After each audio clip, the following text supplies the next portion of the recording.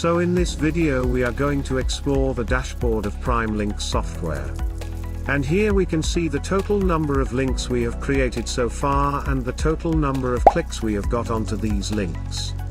And on the right hand side, you can see a graphical representation, where you can see the total number of clicks we have got onto these links up till now, day-wise.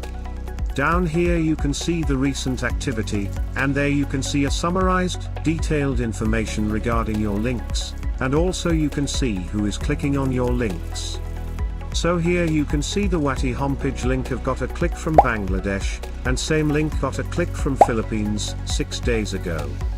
And on the left hand side, you can see the settings regarding your shortening link and you can also customize it.